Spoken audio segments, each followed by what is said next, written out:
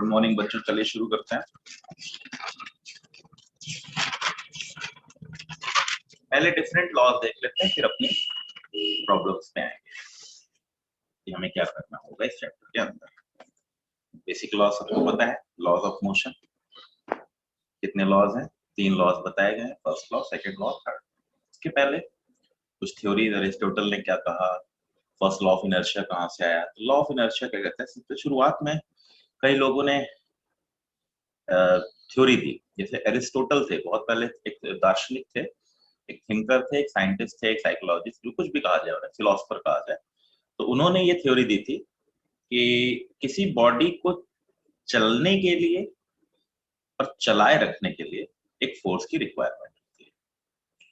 Aristotle ने कहा कि किसी बॉडी को चलाने के लिए, किसी बॉडी की मोशंस को स्टार्ट करने के लिए, एज वेल एज मोशन को मेंटेन करने के लिए हमें किसी एक्सटर्नल एफर्ट्स की रिक्वायरमेंट होती है, एक्सटर्नल इंटरेक्शन की रिक्वायरमेंट होती है, एक्सटर्नल फोर्स की रिक्वायरमेंट होती है। किसी भी सिस्टम पे अगर उसको चलाना है या चलाए रखना है तो एक फोर्स की रिक्वायरमेंट होती है। ये एरिस्टोटल ने कहा था, लेकिन ये गलत है। एरिस्टोटल पॉलिसी कहलाती है। उन्होंने ये तो ठीक कहा कि चलाने के लिए फोर्स की रिक्वायरमेंट है, लेकिन चलाए रखने के लिए फोर्स की रिक्वायरमेंट नहीं होती। अगर हम तो इसको प्रूफ किया एरिस्टोटल ने, उसने गैलीलियो ने क्या कहा, वही गैलीलियो का फर्स्ट लॉ ही बेसिकली जाके फर्स्ट लॉ ऑफ मोशन में कन्वर्ट हुआ न्यूटन के। गैलीलियो ने कुछ एक्सपेरिमेंट किए। उसने कहा बॉल को छोड़ा,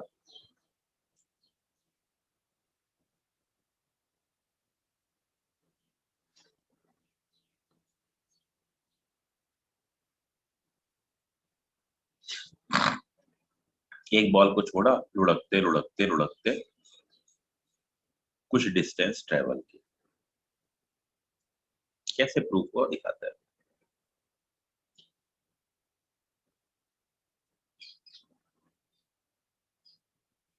बिल्कुल स्मूथ ट्रैक था और इस वाले में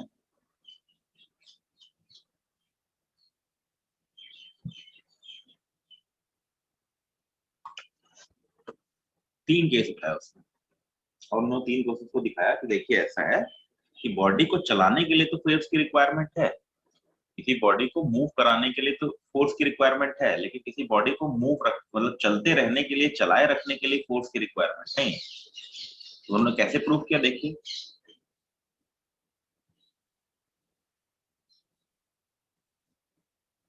एक बॉल को छोड़ा तो इसने कुछ डिस्टेंस, थोड़ी कम डिस्टेंस ट्रेवल की। एक बॉल को सेम हाइट से छोड़ा तो उसने थोड़ी ज्यादा डिस्टेंस ट्रेवल की। एक बॉडी को थोड़ी उसी डिस्टेंस से छोड़ा और तो इसने बहुत ज्यादा डिस्टेंस ट्रेवल की। तो इससे ये बात प्रूफ हो रही है कि बॉडी को चलाने के लिए तो ग्रेविटी खींच के नीचे ला रही है, लेकिन आगे जाने पे आप देखें तो बॉडी को चलाए रखने के लिए फोर्स की रिक्वायरमेंट हमें ना के बराबर है। चलता चला जा रहा है ना इसमें तो कंटिन्यूअसली। तो बेसिकली एरिस्टोटल और इसके न्यूटन के पहले इन दोनों लोगों ने अपने अपने कुछ कुछ ज्ञान दिए, तो ज्ञान को हम लोगों ने यूज किया। लॉ ऑफ इनर्शिया की बात यहाँ थी, यहाँ से फर्स्ट लॉ ऑफ मोशन का ओरिजिनेशन बेसिकली हुआ। फर्स्ट लॉ ऑफ मोशन का, सेकंड लॉ ऑफ मोशन का और थर्ड लॉ ऑफ मोशन तो बेसिक सा interaction. First law of motion क्या कहता है? Sir I am not able to join the meeting, why?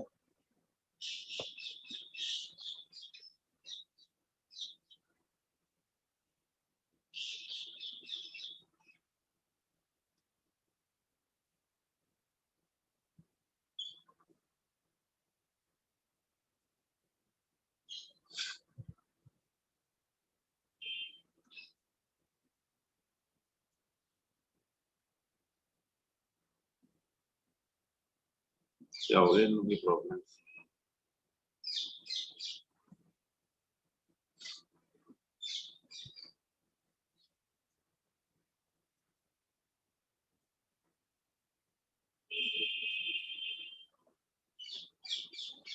बच्चों की क्या इशू है? कल भी आ रहा था इशू, जूम अपडेटेड करना होगा आपको।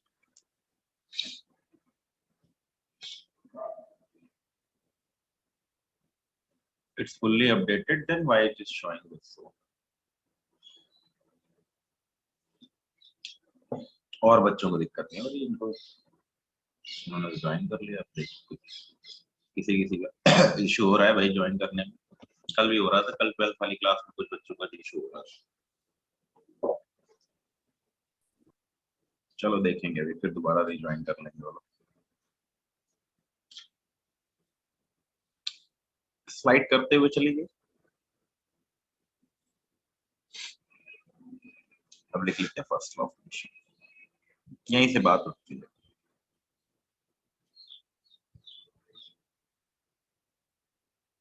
क्या कहता है first law of motion? First law of motion बोले या लॉ ऑफ इनर्शिया बोले, बेसिकली बात एक ही है।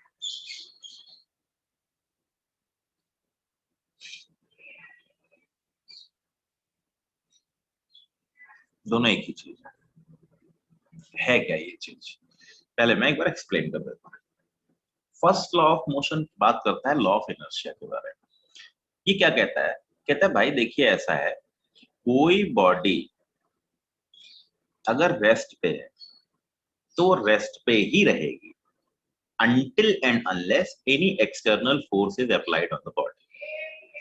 यहाँ सीधा सा गेम है, किसी भी बॉडी को मूव कराना है तो आपको एक फोर्स की रिक्वायरमेंट चाहिए। अगर बॉडी रेस्ट पे है तो उसको मूविंग करने के लिए, उसको मोशन में लाने के लिए आपको एक फोर्स की रिक्वायरमेंट होगी, एक्सटर्नल फोर्स बोला जाएगा उसको।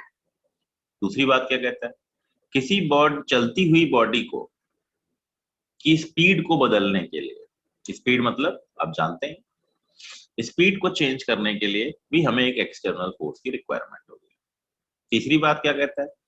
कोई बॉडी अगर किसी एक पर्टिकुलर डायरेक्शन में चली जा रही है तो उसकी डायरेक्शन को बदलने के लिए, उसके मोशन की डायरेक्शन को चेंज करने के लिए भी हमें एक फोर्स की रिक्वायरमेंट होगी। इन तीनों स्टेटमेंट्स को कंबाइन कर देने पे हमें लॉ ऑफ इनर्शिया मिल जाता है।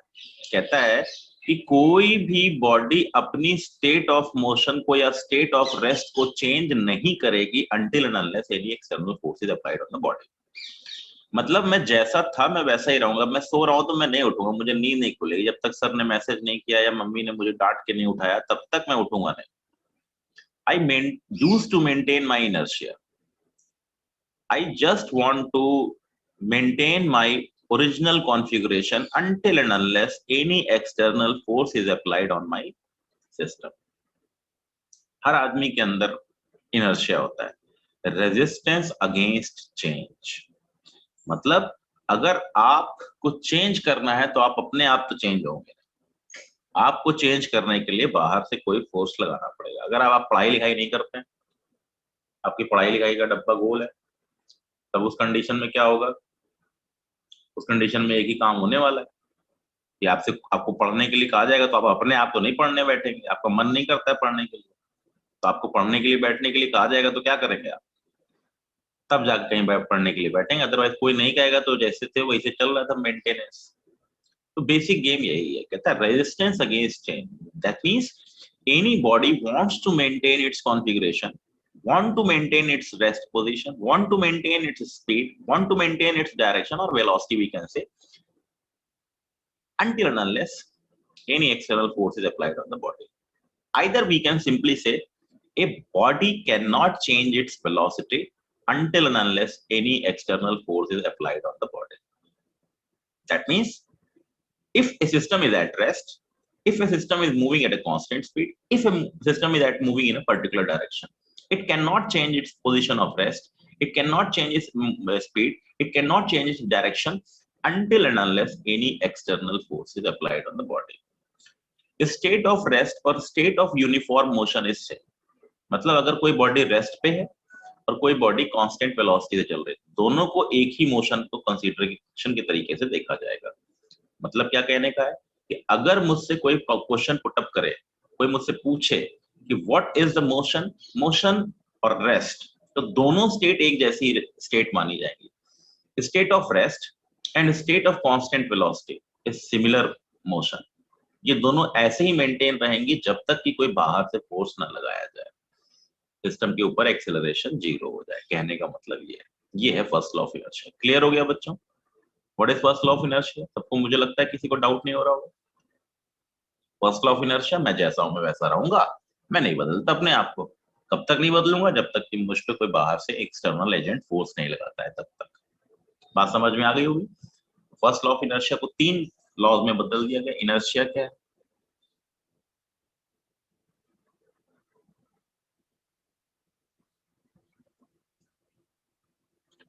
resistance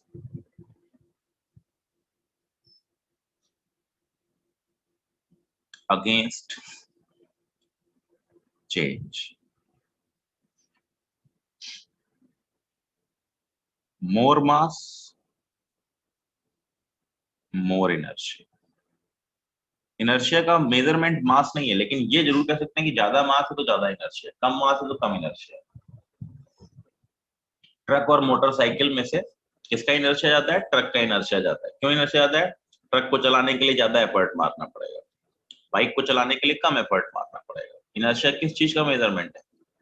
resistance against change.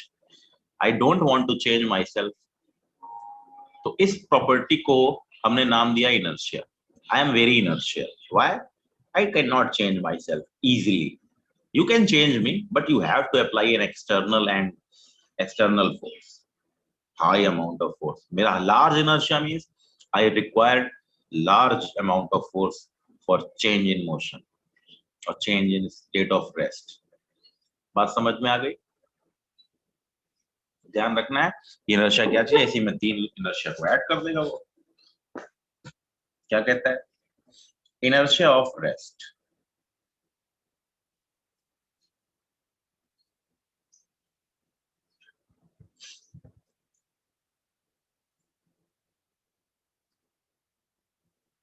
A body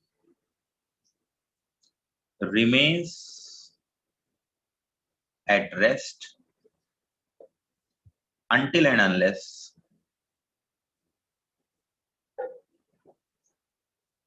any external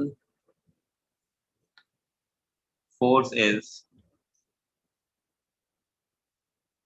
applied on the body. Inertia of motion.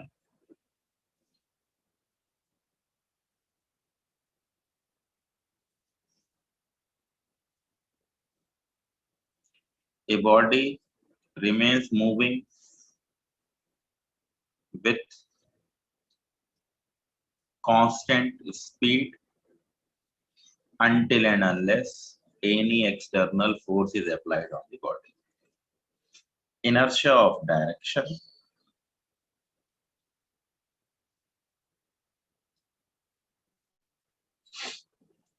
What is inertia of direction?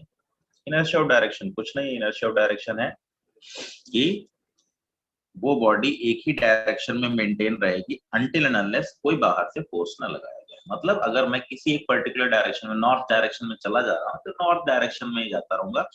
अगर मुझे वेस्ट में घूमना है तो मुझे वेस्ट में घूमने के लिए एक फोर्स लगाना पड़ेगा। A body remains moving with same direction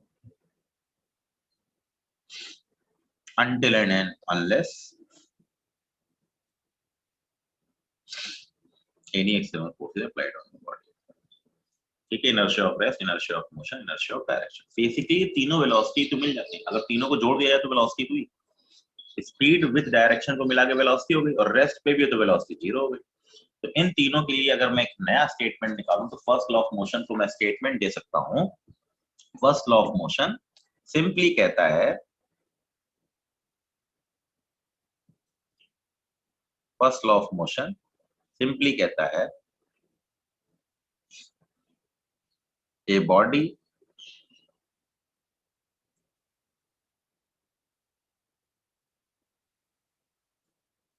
moving with constant velocity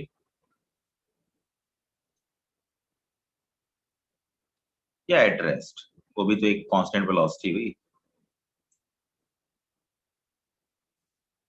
और at rest until and unless any external force applied on body. State of rest और state of constant velocity is same motion, मतलब same condition कहलाती है।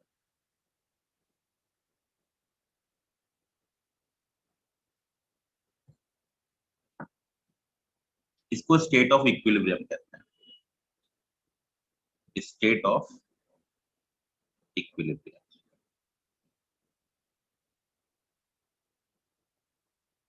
State of rest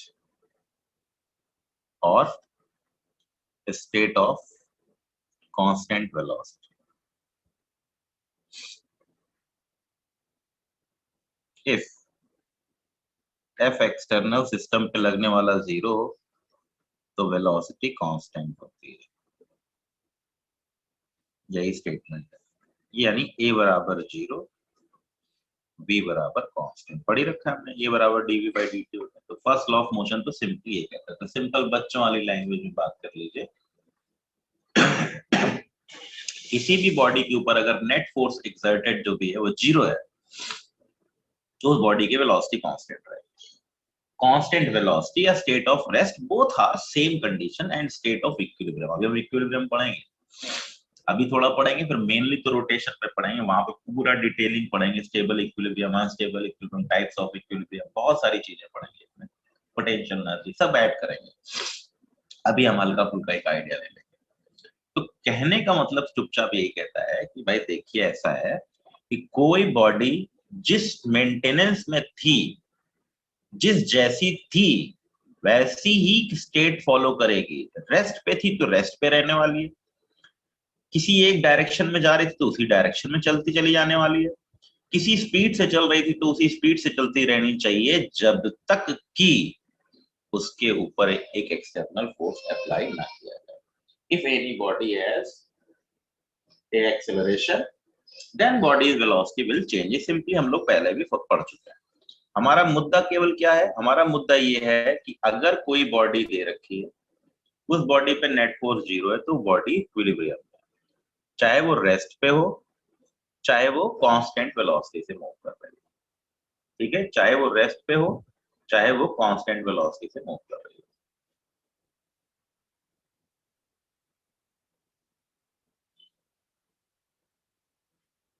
ठीक है, चलो देखते हैं भाई इस पे कहानी क्या है। रेस्ट पे इक्विलिब्रियम वगैरह कहानी, फर्स्ट लॉ ऑफ मोशन को बोला गया लॉ ऑफ इनर्शिया, किसी बॉडी पे एक्ट करने वाला नेट फोर्स 0 इक्विलिब्रियम में। क्या कह रहे हैं, state of equilibrium. Repeat, equilibrium क्या चीज है? I use to maintain in equilibrium, जब तक भी मुझ पे कोई बाहरी फोर्स नहीं लगा होगा। स्टेट ऑफ इक्विलिब्रियम का मतलब क्या है, या तो वो रेस्ट पे थी तो रेस्ट पे बनी हुई है, यानी बॉडी इक्विलिब्रियम में। हमारे दिमाग में क्या आता है, बॉडी इक्विलिब्रियम में मतलब बॉडी रेस्ट पे, जी नहीं, बॉडी इक्विलिब्रियम में है तो इसका मतलब क्या हो गया कि बॉडी या तो रेस्ट पे है या तो कांस्टेंट वेलोसिटी से चल रही है, दोनों इक्विलिब्रियम काउंट किए जाएंगे। Both are the state of equilibrium. कौन सी स्टेट्स? अगर बॉडी कांस्टेंट वेलोसिटी से चल रही है या बॉडी रेस्ट पे है तो स्टेट ऑफ इक्विलिब्रियम काउंट करिए। बॉडी अपनी ना वेलोसिटी चेंज कर सकती है ना अपनी मोशन स्टार्ट कर सकती है, कब तक? जब तक कि उसके ऊपर बाहर से कोई भाई साहब फोर्स ना अप्लाई करते हैं। क्लियर हो गया? यानी नेट एक्सटर्नल फोर्स 0 है तो वेलोसिटी कांस्टेंट है, मुद्दे की बात ये है। यानी ए की वैल्यू अगर 0 है तो वेलोसिटी हमारी कांस्टेंट है, यानी एफ नेट बराबर है, हमें अभी हम सेकंड लॉ में प्रूव कर लें, हमको वही देखना है, हमको देखते हुए चलना है। अब आती है बात फर्स्ट लॉ ऑफ मोशन, बहुत आसान सा मोशन, ठीक है। ये सारे पहला भी तीसरा भी और दूसरा भी, ये सब बेसिकली एक ही लॉ है, second law of motion, F net बराबर एम ए वाला गेम। ठीक है, तो मुद्दा वही कहता है कि अगर किसी बॉडी के ऊपर फोर्स लगाओगे तो उसके पास एक्सेलरेशन आएगा, एक्सेलरेशन आएगा तो उसकी वेलोसिटी बदलेगी। What is acceleration? Acceleration is nothing but change in velocity, rate of change of velocity with respect to time. तो अगर मैं सिस्टम, कोई भी सिस्टम है, अकेला पार्टिकल हो, कॉम्बिनेशन ऑफ सिस्टम हो, मल्टीपल पार्टिकल सिस्टम हो, multiple body system, net system के ऊपर अगर बाहर से कोई भी फोर्स नहीं लगाया जा रहा तो बॉडी की वेलोसिटी या सिस्टम की वेलोसिटी कांस्टेंट रहेगी। क्या इनिशियल एक्सेलरेशन की वैल्यू अगर 0 दे रखी है तो इसका मतलब बॉडी की वेलोसिटी नहीं चेंज होने वाली, वो रेस्ट पे जो रेस्ट पे मेंटेन होने वाली है। और अगर किसी कांस्टेंट वेलोसिटी से जा रही थी किसी डायरेक्शन में किसी स्पीड से तो उसी डायरेक्शन में उसी स्पीड से चलती रहेगी, और इसको नाम दिया गया है स्टेट ऑफ इक्विलिब्रियम। इनर्शिया समझ में आएगी? इनर्शिया क्या है? Resistance against change, I can not change my self by own, If you want to change me, then you have to apply force on me. Otherwise, I cannot change myself. What my point? ठीक. अब आती बात second law of motion की. किताबें पढ़िएगा, इनके example बहुत सारे दे रखे हैं, आपको सारे एग्जाम्पल पता है. कार रखी हुई, कार खड़ी हुई तो खड़ी रहेगी, क्यों चलेगी जब तक इंजन नहीं स्टार्ट करेंगे. आप कांस्टेंट स्पीड से दौड़ते चले जा रहे हैं, आपको साइकिल चलाते हुए जा रहे हैं, आपको अपनी साइकिल मोड़नी है तो पक्की बात है हाथ से फोर्स लगाना पड़ेगा. आपको स्पीड अप कर रहे हैं तो आपको धक्का मार के फ्रिक्शन से फोर्स लगाना पड़ेगा. तो मुद्दे की बात वही है, first law of motion. Second law of motion किसकी बात करता है? मोमेंटम के बारे में बात करता है. इसको पहले समझने से पहले मोमेंटम समझ लेते हैं. हालांकि मोमेंटम मैंने बताया था, मोमेंटम कंजर्वेशन वगैरह डिटेल पढ़ेंगे बाद में, मोमेंटम कोलिजन और उस वाले चैप्टर में. अभी तो केवल हमारा मोमेंटम का गेम है कि मोमेंटम होता क्या है. What is momentum? पढ़ा भी रखा है, बताया भी है, हल्का फुल्का आइडिया तो है. मोमेंटम क्या चीज है भाई?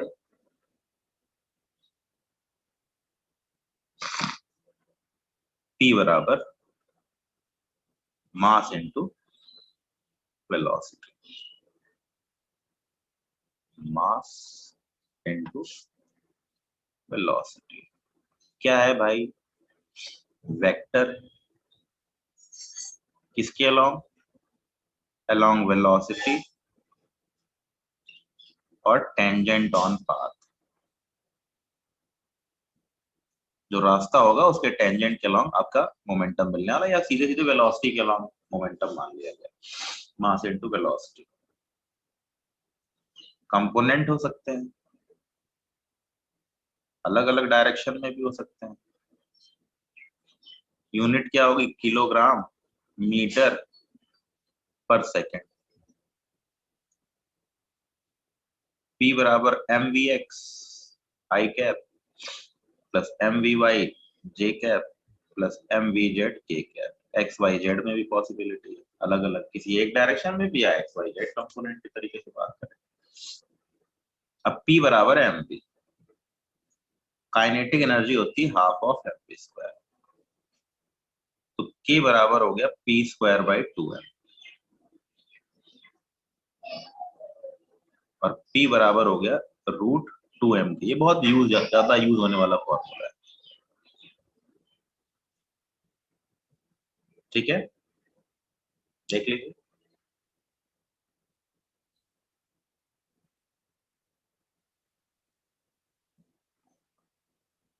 क्या हुआ याशिका बेटे, क्या कह रहे हो?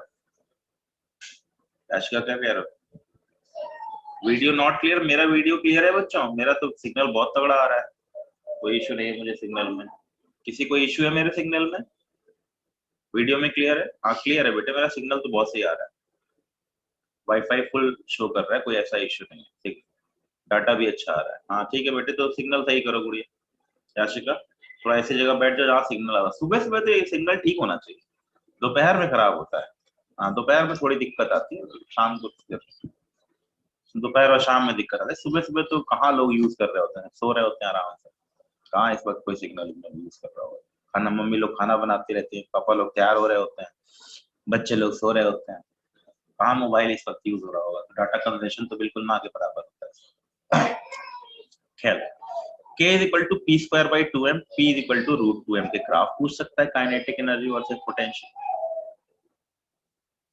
काइनेटिक एनर्जी वर्सेस मोमेंटम का ग्राफ, स्क्वायर का ग्राफ है P स्क्वायर बाई 2m.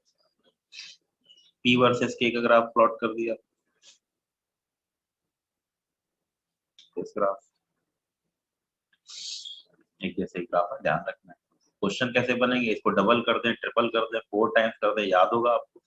मैंने कहा था ना, फॉर लेस देन 5% चेंज. याद करिए, एरर वाले चैप्टर में पढ़ाया था. Delta K by K is equal to 2 delta P by P minus delta M by M, या delta K by K half mv square भी तो है. याद आया कुछ? Delta M by M plus 2 delta V by V. Less than 5% के लिए, percent change in K, percent change in momentum, percent change in mass. Mass generally change नहीं होता है तो जीरो हो जाएगा, जो चेंज नहीं होता वो जीरो हो जाएगा। बढ़ रही है तो पॉजिटिव वैल्यू, घट रही है तो नेगेटिव वैल्यू। कब के लिए ये? For less than 5% change. बड़े चेंज है तो डायरेक्ट फॉर्मूले में पुट कर देंगे K1/K2, तो ये फॉर्मूला यूज हो जाएगा। मोमेंटम के लिए क्या हो जाएगा? डेल्टा P/P बराबर 1/2 delta M/M plus 1/2 delta K/K, या बराबर MV तो है ही, delta P/P is equal to delta M/M plus delta V/V। जिन बच्चों को ये चीज नहीं याद है उनको ध्यान रखनी होगी कि कैसे करते थे हम लोग, जिनको नहीं पता उनके लिए बता रहा हूँ। अगर कोई भी फॉर्मूला दे रखा है x बराबर a² b³ अपॉन c के पावर 4,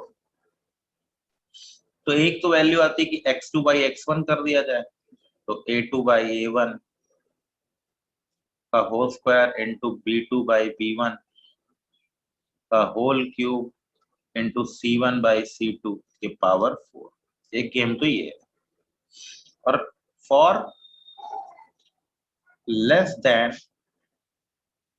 5% चेंज, छोटे चेंजेस के लिए हम एक और फॉर्मूला भी लगा सकते हैं, स्मॉल चेंजेस, एरर वाला फॉर्मूला। एरर में सब पॉजिटिव होता है और परसेंट चेंज के लिए बहुत सिंपल तरीके से डेल्टा x/x, परसेंट चेंज इन x, ये नाम है परसेंट चेंज। जिन बच्चों को नहीं पता उनको याद दिला रहा हूं मैं, और जिनको पता है उनको रिकॉल करा रहा हूं। डेल्टा x/x पावर से मल्टीप्लाई हो जाता है, 2 times delta a/a, percent 2 times percent change of a plus 3 time percent change of b, और माइनस जो नीचे वो निगेटिव बन जाएगा, -4 टाइम्स डेल्टा c/c। किसी को दिक्कत? देख लीजिए, काइनेटिक एनर्जी क्या थी? p²/2m, तो 2 का कोई लेना देना नहीं, कांस्टेंट वांस्टेंट में कोई लेना देना नहीं, परसेंट का गेम है, बस पावर का देखना है। तो p के पावर 2 और m के पावर -1, क्या बन जाएगा ये? Delta K/K is equal to delta P/P, 2 delta P/P 2 times minus delta M/M। अगर आप हाफ mv² उठाएंगे तो delta M/M plus 2 delta V/P। इधर P वाला फॉर्मूला उठाएंगे तो delta P/P is equal to 1/2 root 1/2 delta M/डेल्टा, डेल्टा M/M, m के पावर 1/2, k के पावर 1/2, 2 का कोई लेना देना नहीं। okay. mv है तो डेल्टा M/M देख लीजिए सबको, 1/2 पावर m के पावर 1/2, k के पावर 1/2। क्या प्रॉब्लम हो रही है बच्चों को?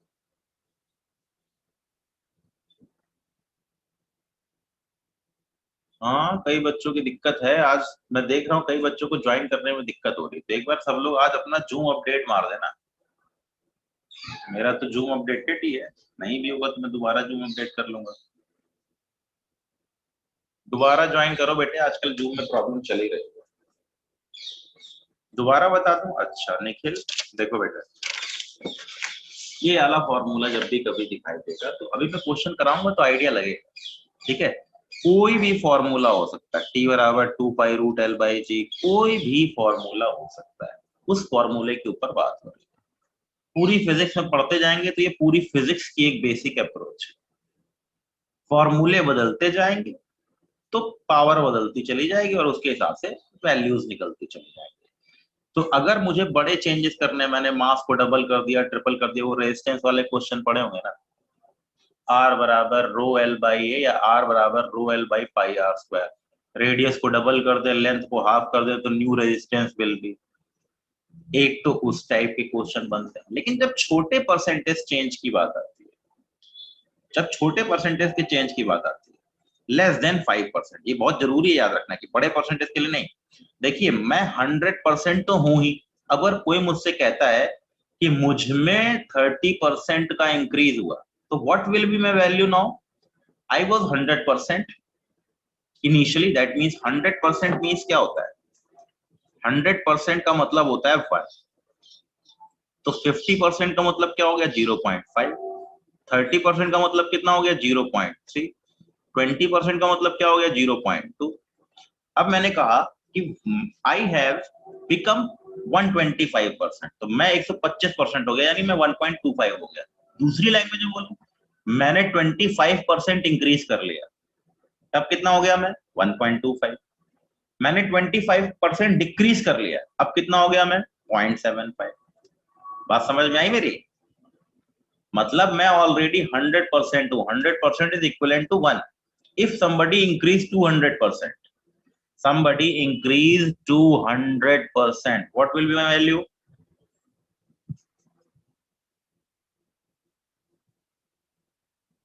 2 नहीं हुई गौरव ना, 2 नहीं होगी, 2 नहीं हुई। इंक्रीज बाई 200%, यस निखिल सही है 3, अंशु ठीक है बेटे, रंजन ठीक है। 200% इंक्रीज, अरे 100 तो मैं था ना भाई, 100% तो मैं था ही, 200% का इंक्रीज किया तो 300% हो गया। 300% का मतलब 3, 100% का मतलब 1, 10% का मतलब 0.1, 30% का मतलब 0.3, 70% का मतलब 0.7, 125% का मतलब 1.25, 150% का मतलब हो गया 1.5। यही तो लॉजिक है, इंक्रीज डिक्रीज बिकम, तीनों अलग अलग है। If momentum of a body decrease by 30%, what will be my momentum? If momentum of a body decrease by 30%, what will be my momentum? 0.7, बिल्कुल ठीक। यही तो ध्यान रखना है, बस इसी का गेम है, या उसमें और कुछ ऐसा रॉकेट साइंस तो लगता नहीं है। फॉर्मूले आपको दिए जाने हैं उस फॉर्मूले के लिए। अब यहाँ गेम क्या है, जब बड़े परसेंटेज का फॉर्मूला बने तो डायरेक्ट लगाओ, इतना उतना इतना उतना तो कितना। लेकिन जब छोटे परसेंट चेंज दिखाई दे, मतलब 5%, 2%, 1%, एरर वाले जो हमने देखे थे, एरर जैसे, एरर में क्या होता है, सब प्लस हो जाता है। एरर भी यही है, error of x is equal to twice of error of a plus thrice of error of b plus 4 error of c, plus error plus हो जाती है, एरर की वैल्यू पॉजिटिव हो जाती है, जबकि जबकि परसेंट चेंज में ऊपर वाले पॉजिटिव और नीचे वाले नेगेटिव। दूसरी बात, अगर इंक्रीज x इंक्रीज बाय 2%, तो delta x by x is equal to +2। और इफ x डिक्रीज बाई 4%, तो डेल्टा x बाई x क्या हो जाएगा बच्चों, क्या होना चाहिए, प्लस की माइनस, इंक्रीज तो पॉजिटिव, डिक्रीज तो नेगेटिव। ध्यान रखिएगा, ये 2-3 टर्मिनोलॉजीज हैं, बिल्कुल ध्यान रखने वाली है, आंसर परसेंटेज में निकलेगा। अब एक दो क्वेश्चन करते हैं तो अपने आप आइडिया देंगे। फॉर्मूले आपको याद रखना, kinetic energy half mv square या p स्क्वायर बाई 2m, उल्टा लिख लो, p बराबर mv या √2m के। अब इसी के ऊपर क्वेश्चन करना है, जल्दी जल्दी कर लेते हैं, 4-5 क्वेश्चन, अपने आप आइडिया लग जाएगा। तो दो तरीके के गेम है, जब लेस देन 5% दिखाई दे तो ये वाले फॉर्मूले लगाते ना, पावर वाले, बढ़े तो पॉजिटिव घटे तो नेगेटिव, इस तरीके से याद करते हुए निकाल लेना है, खत्म। और जब बड़े चेंज है तो डायरेक्ट फॉर्मूले में पुट करो। मैंने कहा मैंने 100% डिक्रीज कर दिया, अरे 100% डिक्रीज करने का मतलब 0 हो जाना, 100% इंक्रीज कर देने का मतलब कितना हो गया, if I increase any quantity by 100%, what will be the value, double, yes। अभी ध्यान रखना, ये कभी भूलना नहीं प्लीज, जो भी बच्चे आज सुन रहे हो उसको प्लीज मत भूलना, ये बहुत हर फॉर्मूले में, हर चैप्टर में, इनफैक्ट आप जितने फॉर्मूले देखते हैं ना अब तक, हर फॉर्मूले पे ये क्वेश्चन बन सकता है, बना है, आता है, मिलता है, आता रहा है। कैपेसिटेंस कितना हो जाएगा, रेजिस्टेंस कितना हो जाएगा, मोमेंटम कितना हो जाएगा, काइनेटिक एनर्जी कितनी हो जाएगी, वर्क डन कितना हो जाएगा, पावर कितनी हो जाएगी, ये कितना हो जाएगा, एंगुलर मोमेंटम कितना हो जाएगा, एनर्जी, ये वो दुनिया भर की चीज, जी पे क्या फर्क पड़ेगा, टाइम पीरियड ऑफ पेंडुलम पे क्या फर्क पड़ेगा, कितने परसेंट चेंज हो जाएगा। तो इस तरीके के क्वेश्चन आपको पूरी फिजिक्स में मिलते हैं, ये बेसिकली चैप्टर वाइज क्वेश्चन नहीं है, ये फिजिक्स का एक जनरल मेथड है जो पूछा जाता है अलग अलग फॉर्मूलों पे अप्लाई करके। Got my point? ठीक, अच्छी बात है भाई। एग्जाम्पल देखते हैं,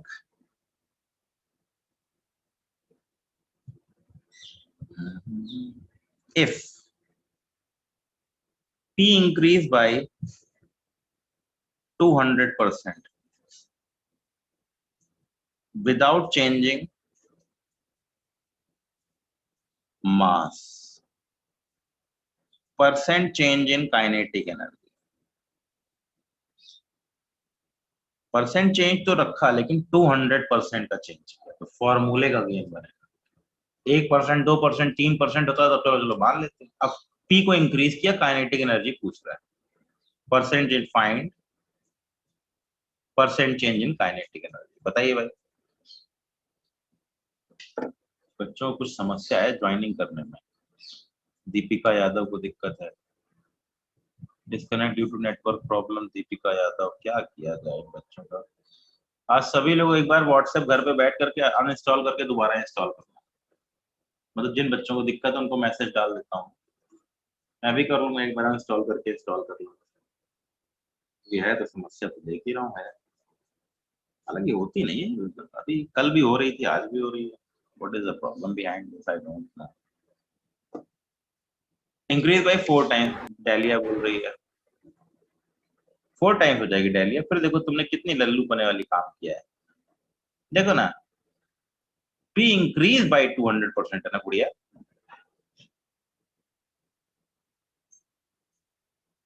ये वाला फॉर्मूला नहीं लगेगा, क्या लगेगा, काइनेटिक एनर्जी बराबर पी स्क्वायर। बिल्कुल ठीक है भरत वंश, ठीक है बेटे, पी स्क्वायर बाई 2m है ना। देखो पी कितना हो गया, पी बिकम 3 टाइम्स, तो के बिकम 9 टाइम्स, 800% इंक्रीज। समझ में आया कैसे हुआ।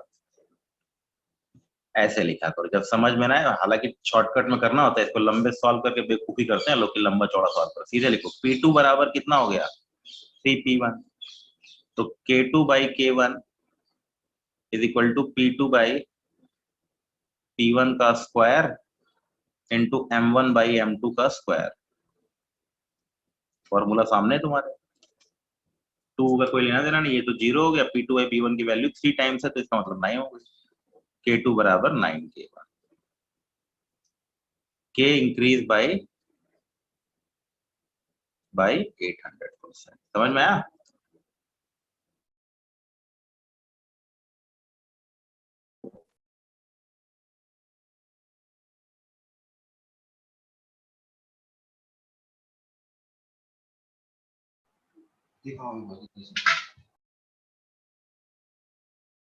ठीक है चलिए ध्यान देते हैं।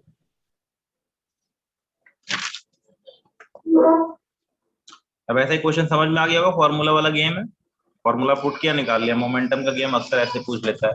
चलो और देख लेते हैं example. If kinetic energy increase by 21%, then percent change in P। P बराबर क्या होता है, √2m के।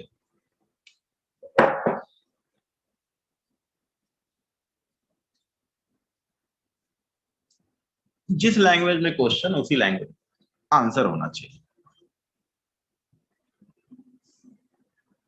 If kinetic energy increased by 21%, then percent change in momentum बताना है।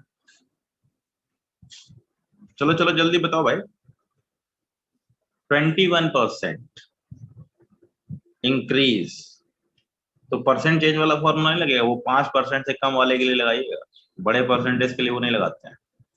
5 तक लगा लो, चलो 10 तक भी लगा सकते हो हल्का फुल्का मान करके, बट ये 5 मतलब 20, 21, 50, 100% के लिए नहीं लगता वो, उसमें तो सीधा फॉर्मूला ही चलेगा। अब के कितना हो गया, K2 बिकम्स 1.21K। 1.21 का अंडर रूट लोगे तो क्या बन जाएगा, P2 बाई P1 बराबर रूट K2 बाई K1 बराबर 1.1। P increase by 10%। किसी को डाउट हो तो पूछ लीजिए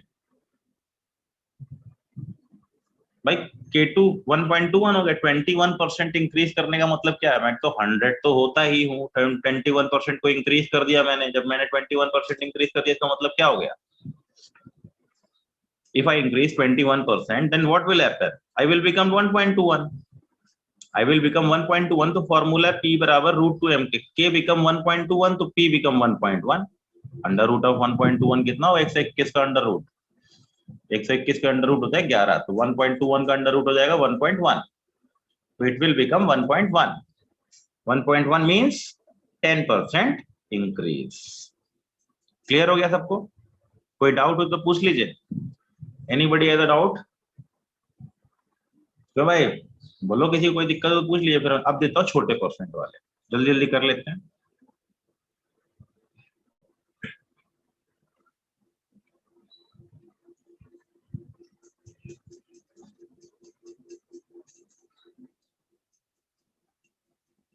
छोटे परसेंट आ गया. अब लगा देंगे वाले फॉर्मूले. परसेंट चेंज इन के.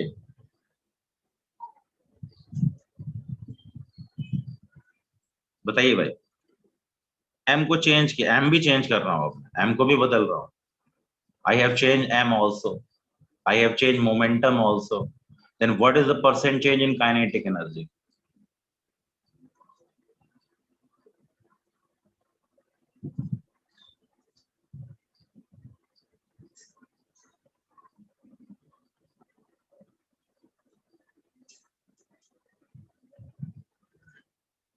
K बराबर होता है p²/2m. फॉर्मूला लिख लिया करो बस.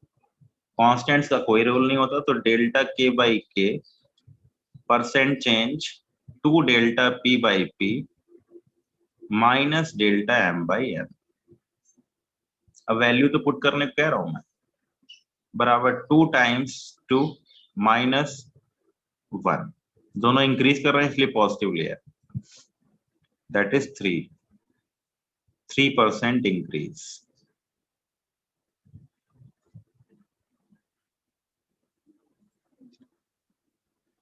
किसी को डाउट हो तो पूछ लीजिए, फिर मैं दोबारा रिपीट कर दूंगा. चलो चलो चलो, किसी को डाउट हो तो पूछ लो. हाँ, जिन्होंने नहीं पढ़ा उनको डाउट होना चाहिए भाई. ऐसे थोड़ी कि जिन्होंने पहले, मैंने पढ़ाया था, हालांकि मैंने पहले करा रखा है, फिर भी कुछ बच्चे उसके बाद ज्वाइन हुए हैं, उन बच्चों को नहीं आता होगा.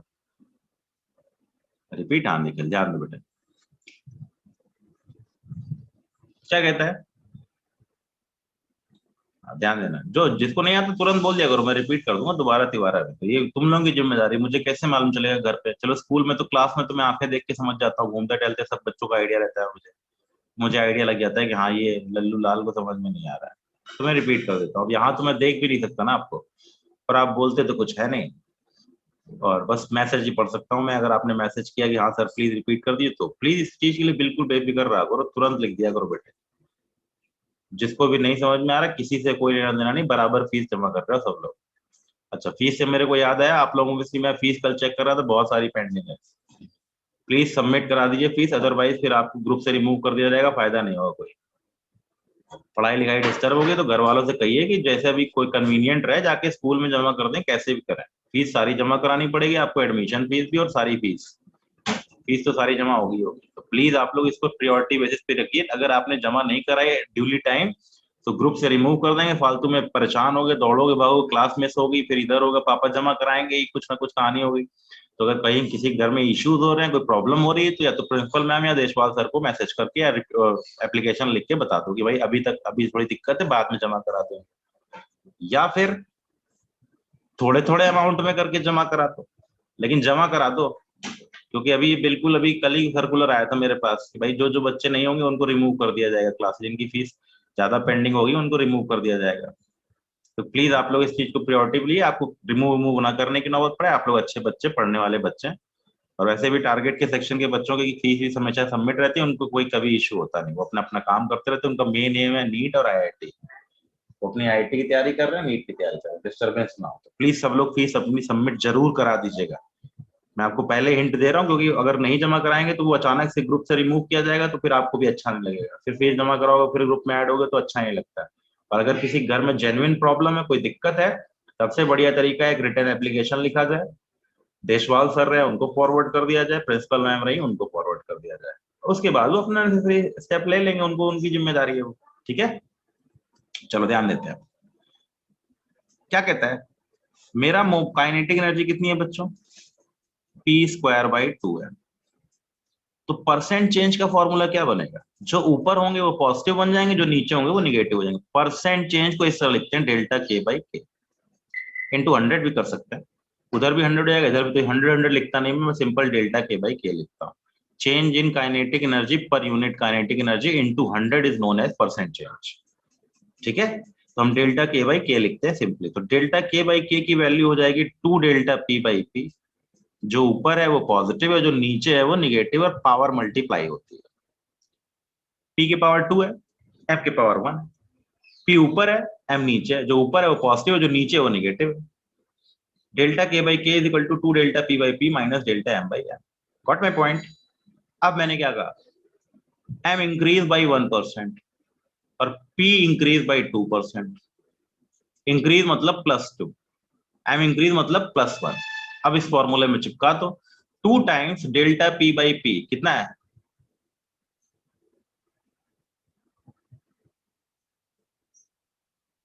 ठीक है, माइनस माइनस +1, ऐसे लिखते हैं। अभी माइनस वाला भी दूंगा तो आइडिया लग जाएगा। क्लियर हो गया निखिल, सनाया, शाइना, सॉरी, निखिल शाइना, क्लियर हुआ बच्चे?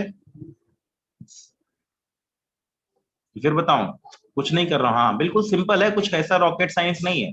फॉर्मूला लिखो, पावर से मल्टीप्लाई कर दो, ऊपर वाले पॉजिटिव कर दो, नीचे वाले निगेटिव कर दो। ठीक, बढ़े तो पॉजिटिव ले लो, घटे तो निगेटिव ले लो। जैसे मैं एक क्वेश्चन करता है, if k increase by 4% and m decrease by 2%, percent change in p। इस क्वेश्चन को अपने आप आइडिया लगेगा।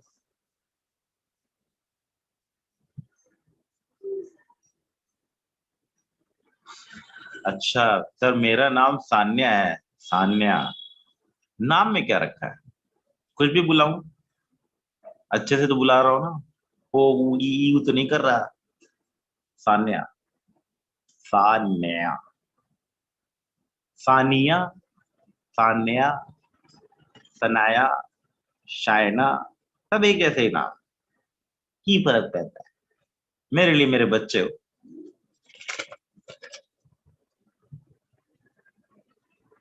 अब देखो ना, दीप्ति रंजन का नाम दीप्ति रंजन है, मैं कभी कभी दीप्ति बोल देता हूँ, उसको बुरा भी तो लग सकता है ना। इधर मेरे को लड़की की तरह बुला रहे हैं आप, दीप्ति बोलते हैं। नाम में कुछ नहीं रखा, भावनाओं को समझो। तुम लोग मेरे लिए प्यारे प्यारे छोटे छोटे से बच्चे हो, जैसे मेरी गुड़िया है वैसे तुम लोग भी। बस यही चाहता हूँ कि तुम लोग आगे चल के भविष्य में ऐसी जगह पहुंचो कि कम से कम मुझे मिलो तो मुझे चेहरा खुशी के साथ मिले और कहोगे ओहो सर, बढ़िया पढ़ाया था आपने, बढ़िया जगह थे, बढ़िया मजा आया, आपकी बड़ी याद आती है, आपके बारे में जिक्र करते हैं। बस यही मुझे बच्चों से यही सुनना होता है बस। तो खैर, मेरे बच्चे कई सालों से पढ़ा रहा हूँ, मेरे बच्चे खूब बातचीत करते हैं मेरे बारे में, मजा आता है मुझे। अपने दोस्तों से भी खूब डिस्कशन। 1% इंक्रीज, वो कैसे कैसे कैसे कैसे, p बराबर है √2m के। अब लोगों ने यहाँ अपना रॉकेट साइंस लगा दिया होगा। अब delta p/p is equal to 1/2 delta m/m plus 1/2 delta k/k। ये है formula, percent change in m, percent change in k। बिल्कुल ठीक है। k इंक्रीज बाई और m डिक्रीज बाई, 1/2 क्या लिखेंगे, +2 या -2? m की परसेंट चेंज को +2 लिखेंगे या -2 लिखेंगे? यस, -2 लिखेंगे। क्यों लिखेंगे -2? क्योंकि डिक्रीज कर रहा है। प्लस, यही थोड़ा ध्यान रखना होता है, 1/2 के 4% इंक्रीज किया, क्या लिखेंगे, +4। वैल्यू सॉल्व कर लेंगे, 2 - 1 1 आ गया, +1। +1 का मतलब क्या है, इंक्रीज बाय 1%।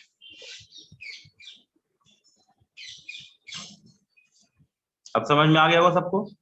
किसी को कोई डाउट हो तो पूछ लीजिए भाई, कोई इश्यू हो रहा हो तो डिस्कशन कर लीजिए, पूछ लीजिए।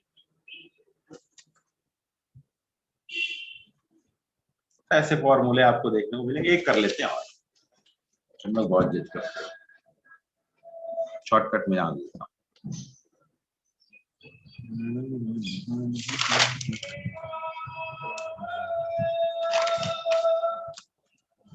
If P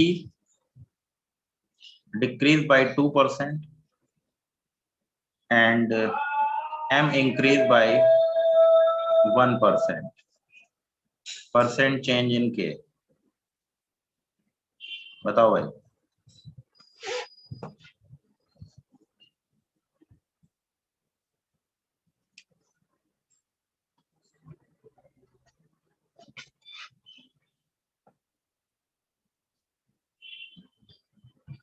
P को 2% से डिक्रीज कर दिया, M को इंक्रीज कर दिया 1% से। Percent change in kinetic energy बताना। चलो चलो चलो बताओ जल्दी जल्दी।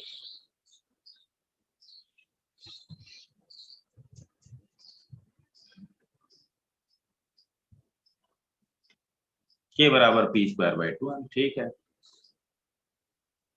फॉर्मूला लिख लिया करो, अपने आप आइडिया लग जाएगा।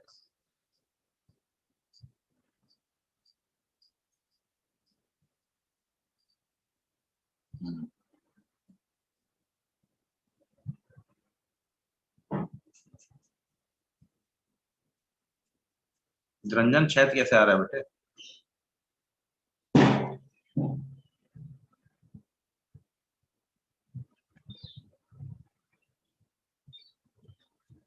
-5%। 6 नहीं आएगा, 5 आएगा। अपूर्वा 5% आएगा गुड़िया, ठीक है।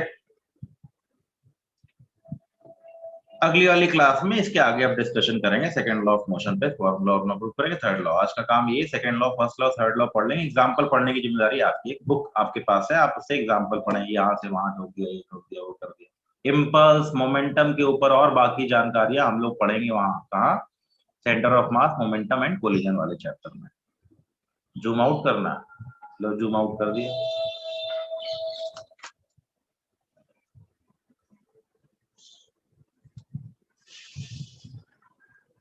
जूम आउट करना नहीं हो तो जूम आउट करिए सर।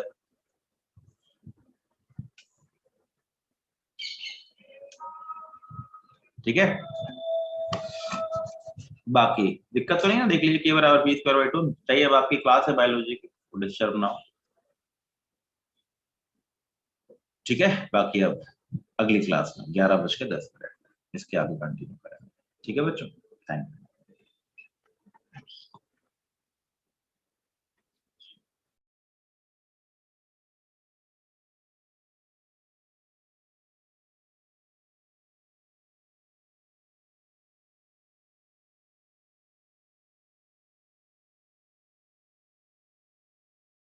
चलिए शुरू करते हैं, बच्चे भी कहाँ पर हैं।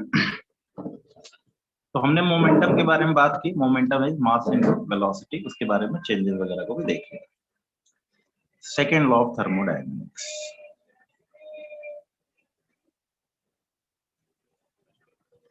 Thermodynamics sorry, second law of motion. यही बेसिक लॉ है, यही मेन लॉ है।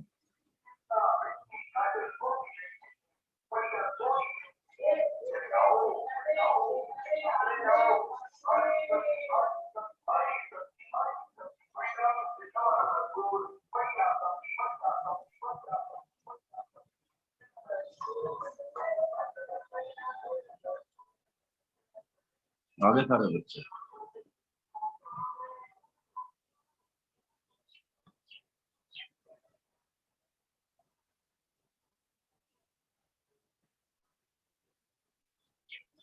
बच्चे बड़े कम हैं। चलो शुरू करते हैं, अब आ जाएंगे धीरे धीरे।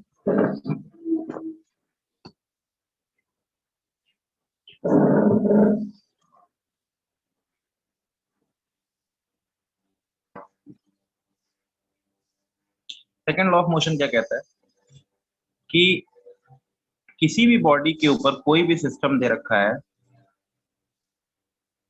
इसके ऊपर नेट फोर्स, सिस्टम है कोई, एक पार्टिकल हो सकता है, कई सारे पार्टिकल, एफ नेट बराबर F external, F sum of all internal forces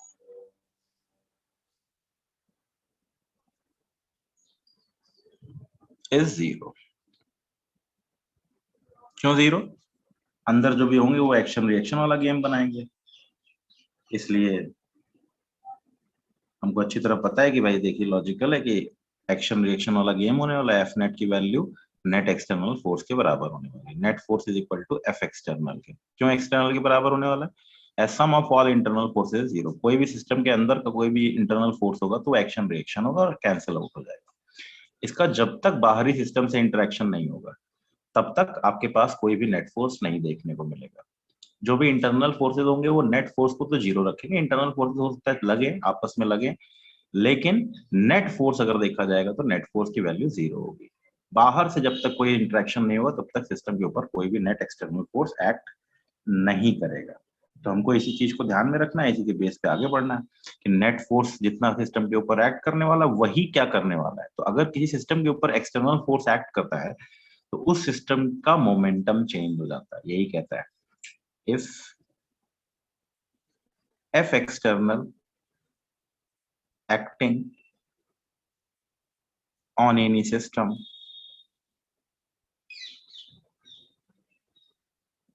momentum of system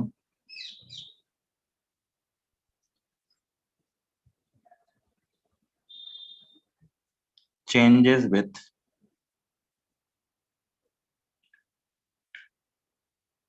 time।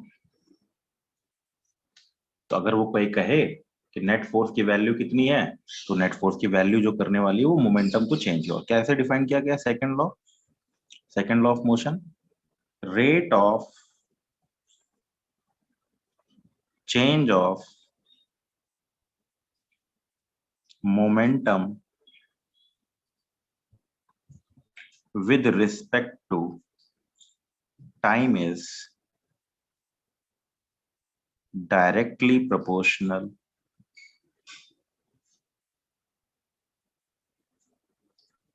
to external force applied on system। System पे जो फोर्स एक्ट कर रहा है वो नेट एक्सटर्नल फोर्स के बराबर। तो DP by rate of change of proportional to F external, और प्रोपोर्शनैलिटी कांस्टेंट की वैल्यू 1 होती है। External where K is equal to 1 और F external is equal to DP by D T. इसको F net भी बोल सकते हैं। Net force acting on any system is equal to net external rate of change of momentum. देख लीजिए, किसी को कोई डाउट हो तो पूछ लीजिए।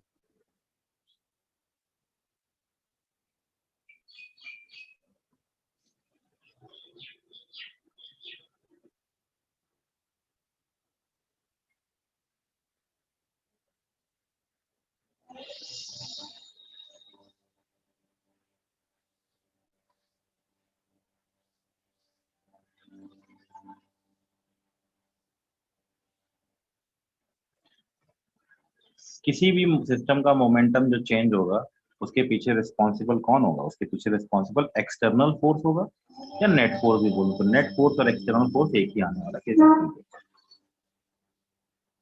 तो एफ नेट बराबर डीपी बाई डी टी बराबर D by D T of mass into velocity. तो एफ नेट बराबर M DV by D T plus V DM by D T. दो फंक्शंस का जब मल्टीप्लीकेशन होता है तो y1 y2 का डिफरेंशिएशन क्या होता है? y प्राइम y बराबर y1 इंटू y2 अगर है तो y प्राइम की वैल्यू होती है पहला फंक्शन दूसरे का डिफरेंशिएशन प्लस दूसरा फंक्शन पहले का डिफरेंशिएशन। ठीक है, देख लीजिए। तो F net equal to M DV by D T into V D M by D T. If mass is constant, हम इसको देखेंगे बाद में, हम देखेंगे ये क्या है, थ्रस्ट फोर्स कहलाता है। If mass is equal to constant F net, हम इसको बाद में देखेंगे, ध्यान रखिएगा, ये चीज हमको देखनी है, ये वेरिएबल मास थ्योरम का केस है। एफ नेट बराबर M DV by D T.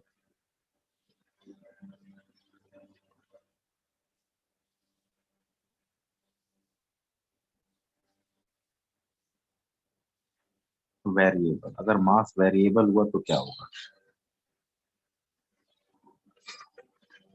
और अगर मास कांस्टेंट तो ये बन जाएगा एफ नेट बराबर एम।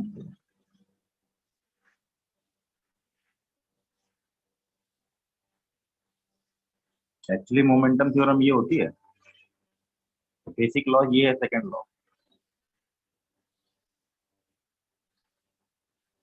ये नहीं है, सेकंड लॉ, सेकंड लॉ ये है, rate of change of momentum with respect time. कोई जरूरी थोड़ी मास हमेशा कांस्टेंट हो, कभी कभी मास वेरिएबल होगा। जब मास वेरिएबल होगा तो ये भी चीज कुछ ना कुछ वैल्यू देगी, इसको थ्रस्ट फोर्स बोलते हैं, is known as thrust force, हम बाद में इसको देखेंगे, थ्रस्ट फोर्स। ठीक है, इसका एक नाम है और काफी इंपॉर्टेंट भी है, अगर देखा जाए तो काफी इंपॉर्टेंट है, काफी ध्यान रखना पड़ता है इसको।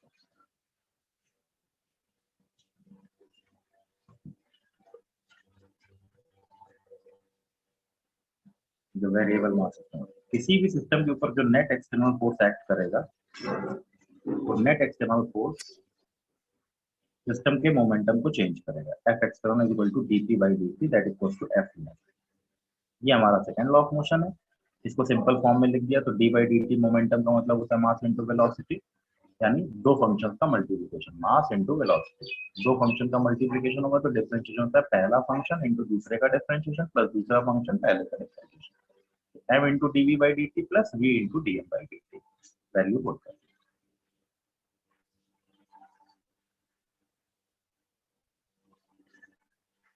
क्या इश्यू आ रहा है बच्चों को ड्राइंग,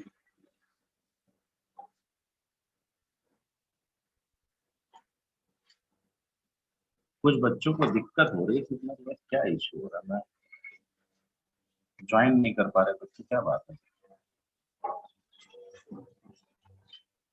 मैंने ज्वाइन वो भी कर लिया, इश्यू है। चलो अभी देखूंगा क्या काम है।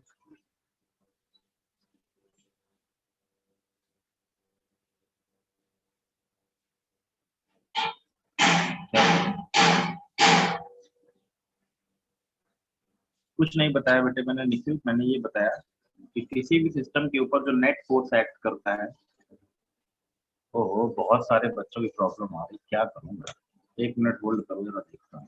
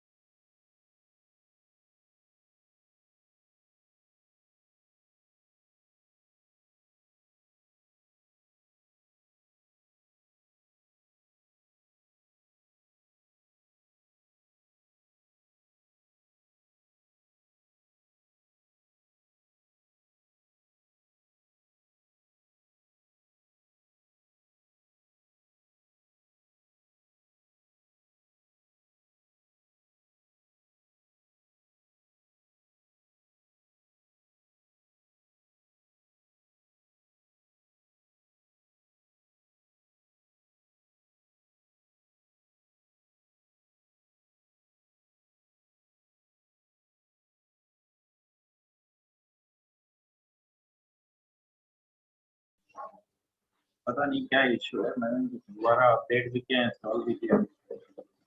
चलो एक बार और रिपीट कर लेते हैं। कोई भी सिस्टम है, उसके ऊपर जो भी नेट फोर्स एक्ट करेगा वो एक्सटर्नल फोर्स होगा, क्योंकि इंटरनल फोर्सेस जो होगा। ओहो, फिर मैसेज आ रहा है, क्या करूंगा।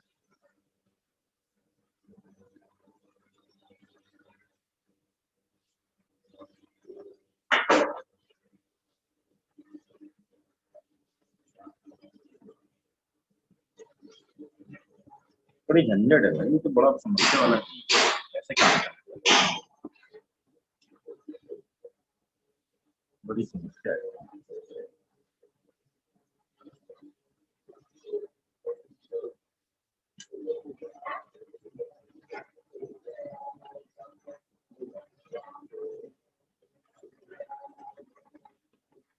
जूम की वेबसाइट से अपडेट होगा तभी काम बनेगा, नहीं तो प्ले स्टोर पे तो पुराना वर्जन ही चल रहा है। zoom.us पे जो भी आपके फ्रेंड्स हैं उनको बताइए कि zoom.us पे जाकर के अपडेट करें। एक बार मैं भेजता हूँ ग्रुप पे, फिर से भेजता हूँ।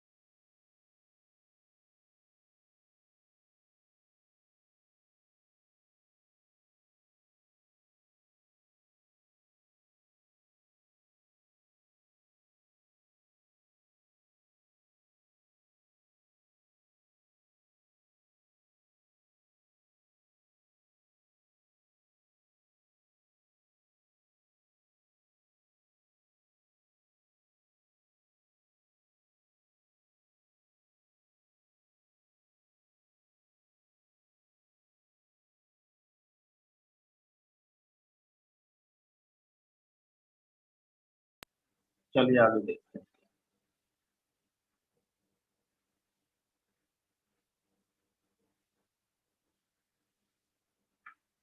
कैसे बताएं, बच्चों की बड़ी झंझट है।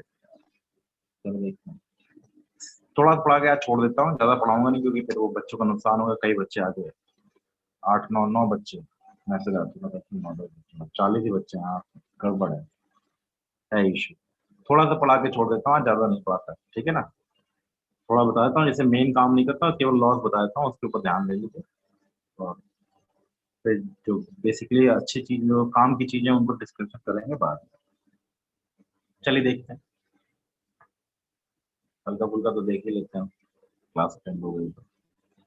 एफ नेट बराबर सिस्टम का मास, अगर आपके पास कुछ भी दे रखा है, कुछ भी सिस्टम है, तो सिस्टम के ऊपर जो भी बाहर से फोर्स एक्ट करने वाले हैं, जो भी सिस्टम के ऊपर बाहर से फोर्स एक्ट करने वाले हैं, वही नेट फोर्स काउंट होगा, वही एक्सटर्नल फोर्स काउंट होगा। तो जो भी इंटरनल फोर्स होंगे वो एक्शन रिएक्शन के तौर पे आएंगे।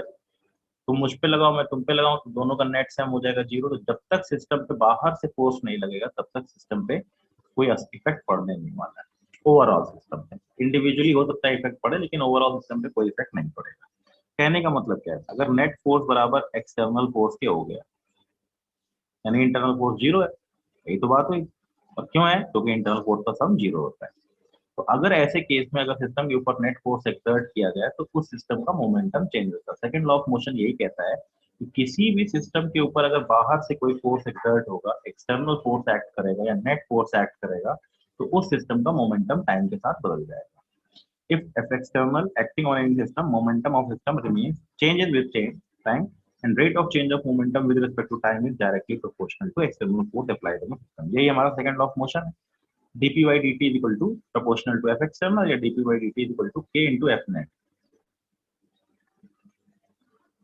हम F net और F external को एक ही मान के चलेंगे। नेट फोर्स मतलब total sum of all forces. k की वैल्यू 1 होगी, यानी F external की वैल्यू होगी dp by dt। dp by dt is equal to F net। ठीक है, मैथमेटिकल टर्म है, वेक्टर के तरीके से बात कर रहा है, सेकंड लॉ यही कहलाता है। तो अब इसका मतलब हमको मोमेंटम लिखना आना चाहिए, dp by dt equal to d by dt of mv।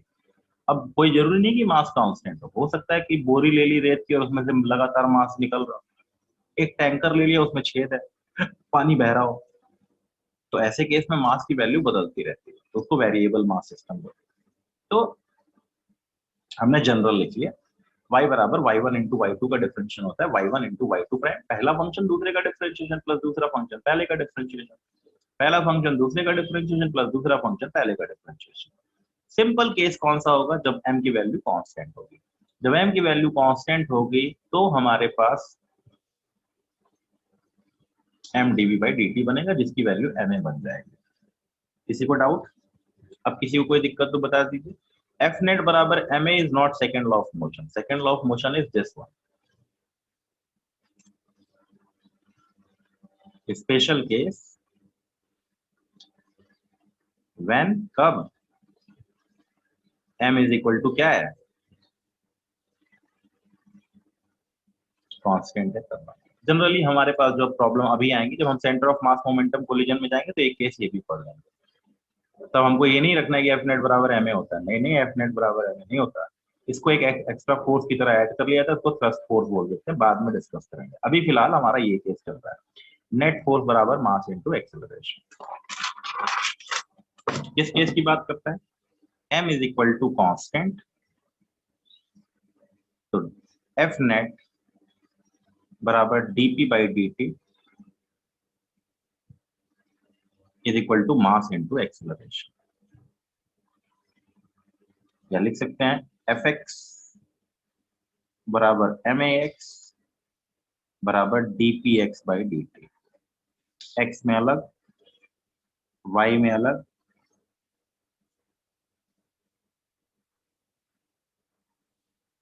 और z में अलग।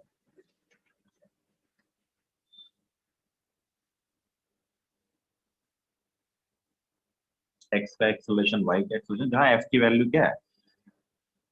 एफ नेट बराबर fxi cap,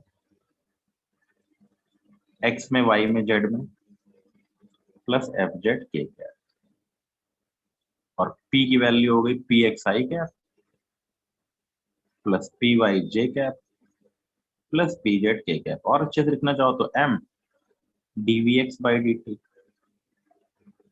m dvy/dt, m dvz/dt। देख लीजिए, किसी को कोई डाउट? मुझे लगता नहीं होना चाहिए, ठीक है ना। नेट फोर्स बराबर मास इनटू एक्सेलरेशन, ये हमको यूज करना है इस वाले चैप्टर में। ये जनरल लॉ है। तो कब? जब m की वैल्यू कांस्टेंट है तब। m कांस्टेंट नहीं है तब दूसरा वाला भी गेम बनेगा, वो एक स्पेशल केस है, हम अलग से पढ़ेंगे। अभी के लिए फिलहाल अब हम ये मान के चल रहे हैं कि हमारा मास कांस्टेंट बना हुआ है, यानी net. What is second law of motion? Second law of motion ये नहीं है, सेकंड लॉ ऑफ मोशन ये है, एफ नेट बराबर dp/dt। एफ नेट बराबर ma is not second law of motion, second law of motion is general motion. rate of change of momentum with respect to time is directly proportional to external force या is equal to external force बोल सकते हैं। दोनों में कोई गड़बड़ी नहीं है, दोनों बिल्कुल सही है, एक्यूरेट। ठीक है, अब इसका मतलब ये हो गया कि हमको ये चीज पता है, अगर तो हमारा काम भी बन जाएगा। हमको वैल्यू निकालनी पड़ेगी, x का फोर्स, y का फोर्स, z का फोर्स। तो अगर अब हम सिंपल तरीके से बात करें, f बराबर dp/dt, that is m dv/dt, that is ma। कई चीजें यहाँ से बनेंगी, कई चीजें सॉल्व होंगी, कई चीजों को हमको सॉल्व करना पड़ेगा। मोमेंटम वाला जो पार्ट है वो centre of mass momentum collision में पढ़ा जाएगा। हमारा गेम इसका है, फोर्स बराबर m, एफ नेट बराबर m,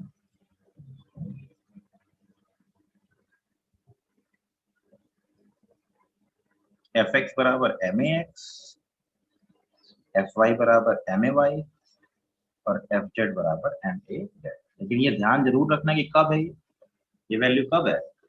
ये वैल्यू तब है जब, तब ये वैल्यू तब है जब मास की वैल्यू कांस्टेंट, इसके बिना काम बनेगा नहीं। ठीक है, देख लीजिए, इसके ऊपर डिटेलिंग हम करेंगे कल, आज नहीं करेंगे। अभी के लिए फिलहाल बस सेकंड लॉ पढ़ लिया। सेकंड लॉ ऑफ मोशन ये है, किसी बॉडी पे फोर्स लगेगा उसका मोमेंटम बदल जाएगा। थर्ड लॉ क्या कहता है? पढ़ लेते हैं, थ्योरी वाला पार्ट पढ़ लेते हैं। न्यूमेरिकल और जो काम काम वाली चीजें उनको डिस्कशन में लेके चलेंगे बाद में, मोमेंटम ग्राफ ये सब चीजें देखेंगे बाद में, अभी नहीं। क्योंकि वो चीजों में दिक्कत आ जाएगी तो फिर बच्चों का चैप्टर में प्रॉब्लम आ जाएगा। अभी बेसिक चीज पढ़ लेते हैं जो किताबों में मिलता है, आप पढ़ते हैं समझते हैं। थर्ड लॉ ऑफ मोशन क्या कहता है?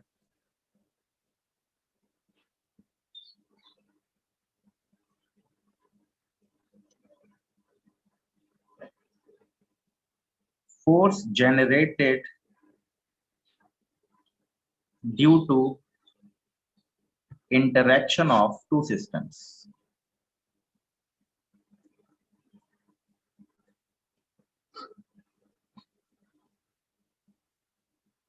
जब भी कभी फोर्स पैदा होगा तो वो दो सिस्टम्स के इंटरेक्शन से ही पैदा होगा, ठीक है। जब भी कभी फोर्स की वैल्यू आने वाली है तो वो हमेशा दो सिस्टम्स के इंटरेक्शन की वजह से ही पैदा होने वाली है, ठीक है। तो अगर कोई मुझसे कहे so it always generate in form of couple,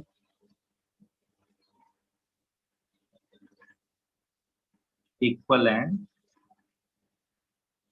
opposite forces acting on two systems, equal and opposite forces acting on a two systems, ठीक है।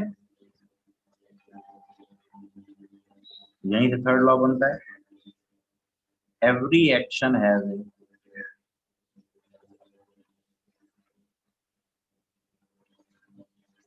equal and opposite reaction acting on other system, on any system, किसी भी system के ऊपर every action as a equal and opposite reaction acting on the other system. हम लोग simple तरीके से याद रखते हैं, every action as a equal and opposite reaction. इस तरह याद करना बेवकूफी है, इस तरह याद करने में फायदा है, हमेशा बेटर रहेगा, है ना। वो बच्चे अभी तक परेशान है यार, क्या करूं।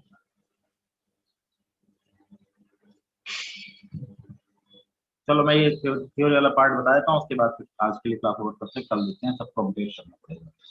तो मैं आज सब .us वाला भेजता हूँ। Every action as equal and opposite reaction acting on other systems, ठीक है। बुक को रखा वही नॉर्मल वाला गेम है, वेट वाला। वेट अगर मैं अर्थ के ऊपर, अगर मैं अर्थ के पास, अर्थ है और मास है, इस पे mg लग रहा है, तो क्लियर कट है अर्थ पे क्या लग रहा होगा, mg। एक ब्लॉक दूसरे के ऊपर रखा हुआ है तो इस पे लगेगा नॉर्मल ऊपर, इस पे लगेगा नॉर्मल नीचे। हम पहले ही बात कर चुके थे। धागा ले रखा है, एक दो ब्लॉक लगे हुए हैं, कट किया तो इस पे फोर्स लगेगा इधर, इस पे फोर्स लगेगा इधर। तो बहुत सारे एग्जांपल है action reaction.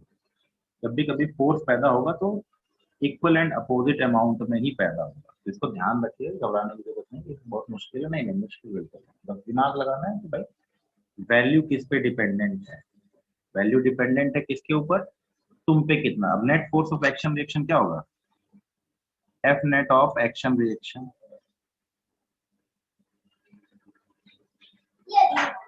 is non-zero as acting on two different systems। तुम पे जो फोर्स लग रहा है और दूसरे वाले ने जो तुम पे फोर्स लगाया, वो दोनों का नेट फोर्स की वैल्यू जीरो नहीं लिख सकते। क्यों नहीं लिख सकते? क्योंकि एक फोर्स दूसरे पे लग रहा है, दूसरा फोर्स दूसरे पे लग रहा है, मतलब दो अलग अलग सिस्टम के ऊपर फोर्स लग रहा है। एक्शन रिएक्शन तो कई बार बोलते हैं सर एक्शन रिएक्शन, इसका मतलब नेट जीरो हो गया। नेट जीरो नहीं हुआ। क्यों नहीं जीरो हुआ? एक फोर्स लग रहा है किसी एक पे और एक फोर्स लग रहा है किसी एक पे, दोनों पे डिफरेंट डिफरेंट। किसी एक पे बात की जाए तो तुम मुझ पे लगा रहे हो, मैं तुम पे लगा रहा हूँ, दोनों का नेट फोर्स जीरो नहीं हो सकता। क्यों नहीं हो सकता? तुम अलग एंटिटी हो, मैं अलग एंटिटी, तुम अलग भाई हो, मैं अलग भाई हूँ, तुम्हारा गेम अलग है, मेरा गेम अलग है। तो हम दोनों की अगर बात किया तो हम दोनों को एक साथ नहीं डिस्कशन किया सकते वही दोनों पे नेट फोर्स की। हाँ, अगर दोनों को कंबाइंड एक बना दिया जाएगा तब ये इंटरनल फोर्स हो जाएगा। जब इंटरनल फोर्स हो जाएगा तब ये नेट फोर्स की वैल्यू 0 हो जाएगी, अगर दोनों सिस्टम को एक सिस्टम मान लिया जाए तब। ठीक है, बच्चे बहुत परेशान है यार, आज क्या इश्यू हो रहा है। 12th वाली क्लास में भी इशू हो रहा था, 11th में भी इशू हो रहा है, क्या इशू हो रहा है। चलो देखते हैं क्या भी इशू। ठीक है, तो एक्शन रिएक्शन क्या चीज है, इक्वल एंड अपोजिट अमाउंट के फोर्सेज एक्ट करने वाले हैं, इनका ध्यान रखना है आपको।